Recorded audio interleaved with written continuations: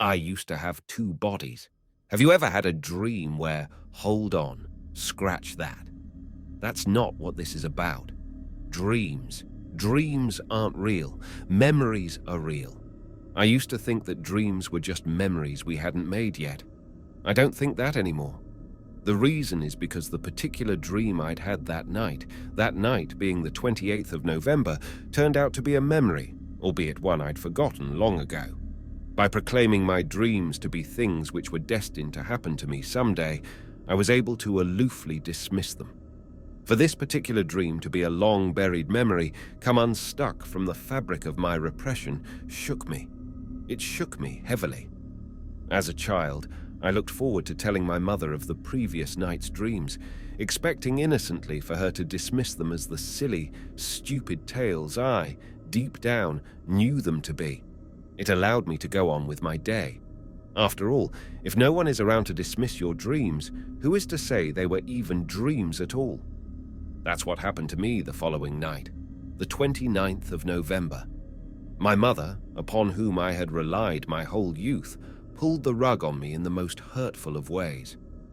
If the best thing you can do for a person, particularly a child, is to dismiss their fears as odd tales, the worst thing you can do for a person is to validate their nightmares. That evening, when I had finally plucked up the courage to ask her about the dream, my mother not only affirmed my nightmare, she transfigured it into a memory. I was 15 years old at that time. It was nearly Advent. While in my adolescence I had soured modestly on the concept of Christmas, there was no killing the idea of the thing.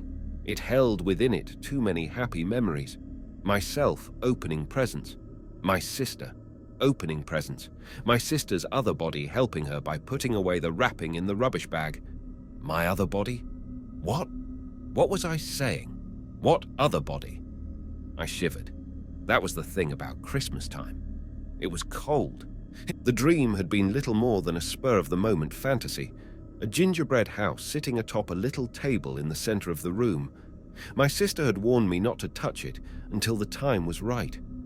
It needed to be photographed, she said, needed to be shown to the visitors before it could be devoured.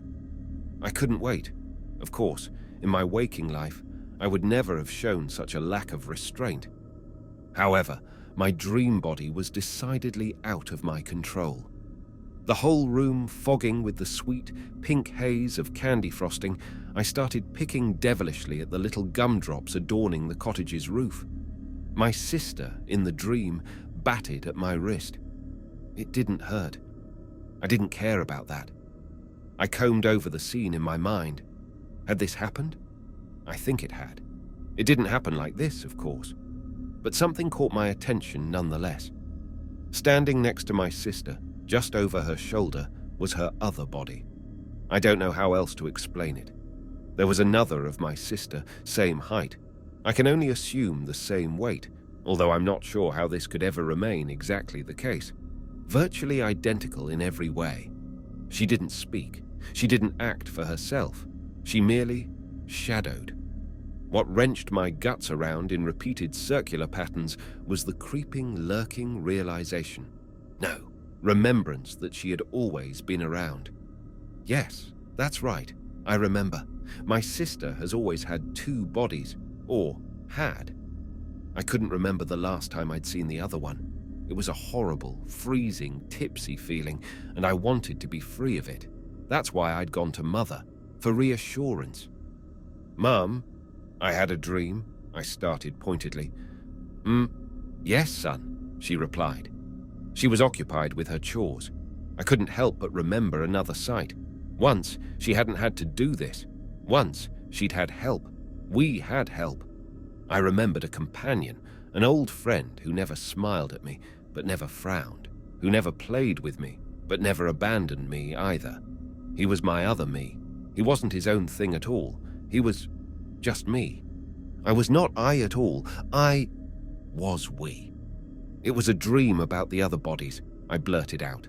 I hadn't a notion about how to phrase it properly, and it couldn't keep it inside my head any longer. The dueling realities of my proper memory and my lurking notions were too not-inducing to keep to myself. Are you sure, darling? Mother replied cautiously. She didn't give a thing away. I felt tears start to well up. I'd never cry them. I was 15, of course. We didn't do that. Sorry, Yes, I think so. I covered myself so she wouldn't see. Mine and my sister's. Then came the words that would break my world. Oh, Nathan, I didn't think you still remembered them. I couldn't believe what I was hearing. These memories, they were reality. How could this be? How could this be true? Years and years of my earliest life. Time spent followed around by my little shadow. Observance of my sister's shadow. Now that I thought of it, I recalled Francie's shadow far more clearly than my own. My own had come almost as an afterthought. That made sense. My own other body had never really been someone to me. Why should I have looked at him? He was me.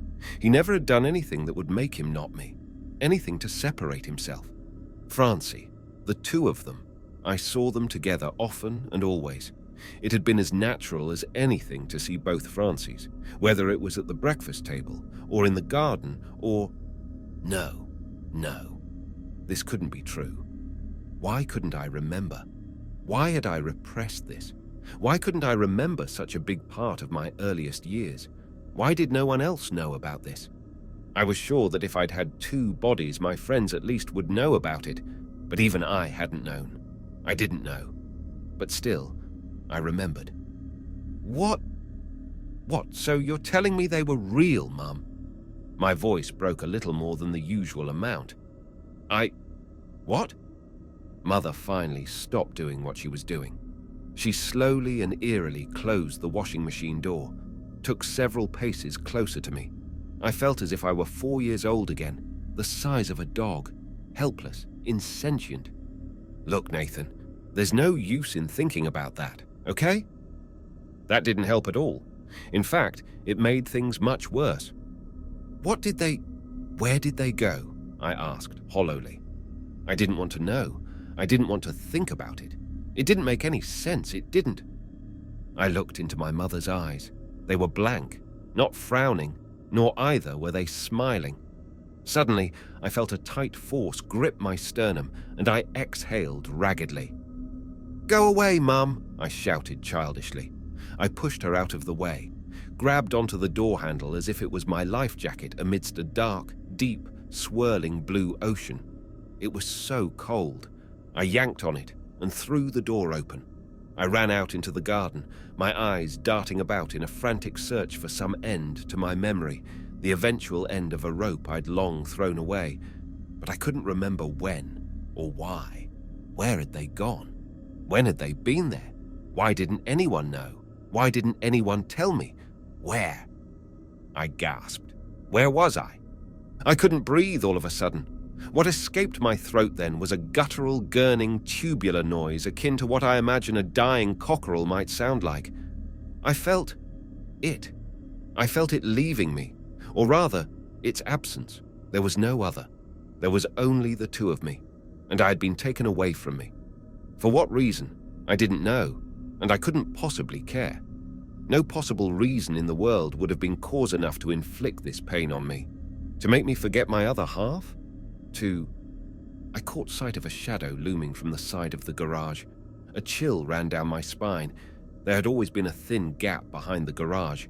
I'd used to crawl in there sometimes, me and my sister, often to retrieve lost balls and toys and things. But now, tears welled. I felt like I was about to throw up. "Francie!" I howled. "Help me! Where are you?" I looked back into the kitchen. Nothing was there. Even my mother was gone. The lights had gone out. Surely she wouldn't.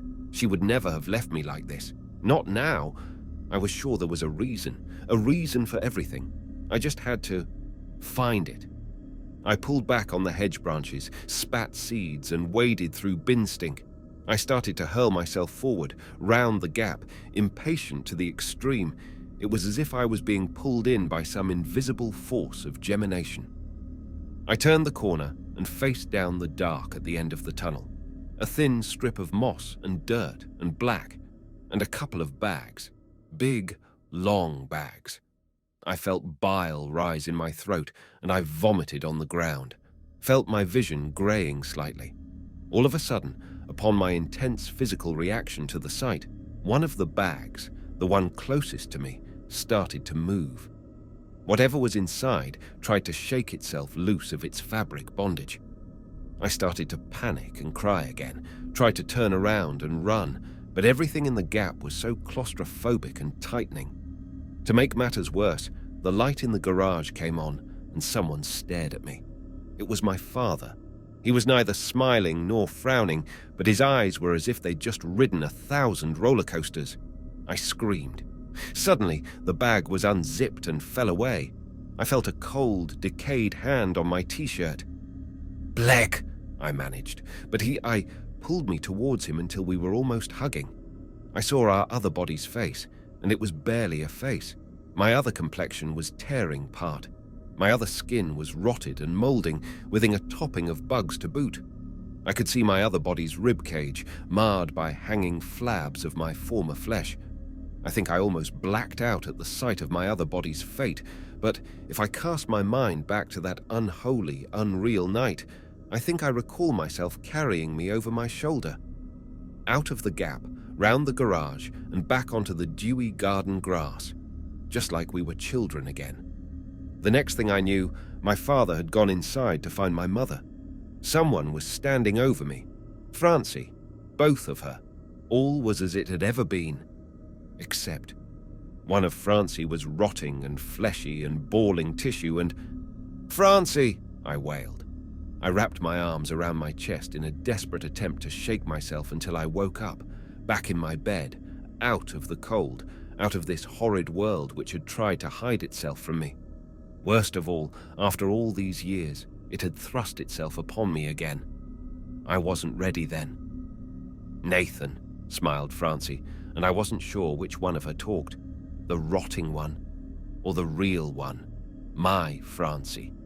It was only then that I looked to my side and saw my other body, rotted within an inch of my life, lying on the grass next to me in solidarity. I cried. I couldn't believe I existed this way, and I couldn't believe our parents, had done this to me. "Francie, why?" I moaned softly. "They decided you were ready to live alone," Francie explained. "Alone?" I screwed up my face in confusion and discontent. "What do you mean, alone? We were one. You can't just..."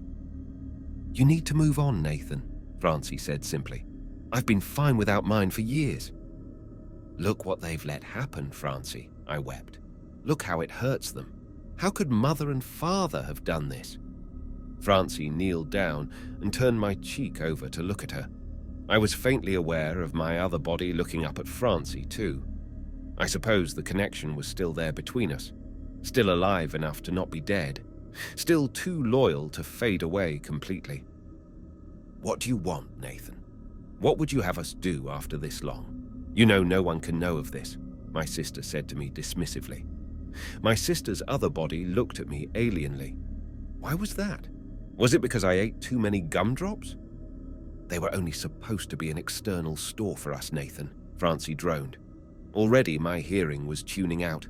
Her voice was an oral blur to me now. "Extra teeth, hair grafts, organ transplants.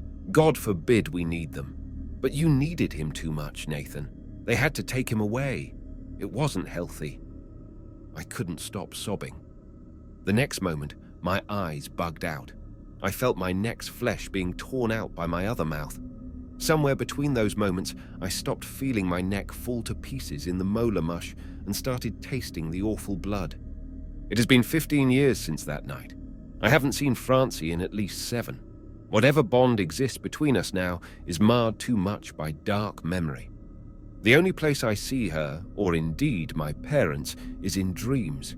So perhaps I will see them again, if only I could once again come to understand my night visions as thoughts of what may be. I know it never bothered Francie all that much. I doubt she thinks of me. She made a new family, has kids, a husband, a dog. None of them, I wager, know about what happened on the 29th of September, 15 years ago. Well, neither do I, after all. I am just a reanimation, a false person kept behind a garage for months on end, while I rotted out my last organic similitude. I only tell you this now in the hope that when you are fully grown, once I release you from that tank, you will remember what it felt like to be we,